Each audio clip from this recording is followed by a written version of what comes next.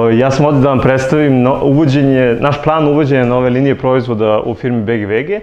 Mi smo u principu jedna mala porodična firma iz Beograda koja proizvodi veganske proizvode, znači posne veganske proizvode, zato što je trend, kako u Srbiji, tako i u svetu, sve veći da se prelazi na bezmesnu ishranu. To postaje sve popularnije zbog zdravstvenih i moralnih razloga.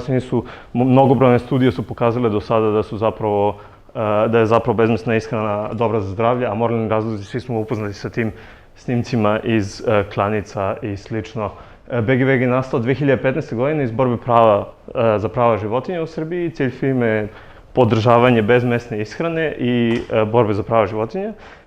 Mi smo saorganizatori jednog najvećeg veganskog BGVG festivala, znači imamo izuzetno jaku komunikaciju sa našim potrošačima i oko 12.000 lajkova na Facebook stranici. Znači, mi smo već razvijena firma. Svi naši proizvodi nose V-Label žig Evropske vegetarijanske unije, što znači da su svi veganski, da ne sadrže ništa životinjskog porekla, znači samim tim i posni, i GMO takođe. Naši proizvodi ne sadrže soju, aditive, konzervanse, boje, ukuse i ostale gluposti koje niko ne želi da jede, kao i palmino ulje, palmino mast. Svi proizvodi su posni. Pre svega se proizvodi dele na dve kategorije. Prva kategorija su ovi gotovi proizvodi koji se mešaju sa malo vode i prže, peku, kuvaju. Imaju zanimljive karakteristike, na primjer ćufte, imaju 18 grama proteina, a palačinke od kinoa imaju samo 1,8 grama masti na 100 ml, na 100 grama. I imamo ove gotove proizvode koje su uglavnom kobasice, pečenice, kao što možete vidjeti kod vas na stolu, koji su već gotovi za jelo, ne moraju da se spremaju i slično. Ove proizvode u principu prodajemo više nego ove druge i potražnja je izuzetno visoka za njima, ali s obzirom da je njihova proizvodnja zapravo dosta komplikovana, mi zapravo ne možemo dovoljno proizvedemo koliko bi u principu mogli da prodamo. Zato smo došli na ideju da razvijemo jedan novi proizvod.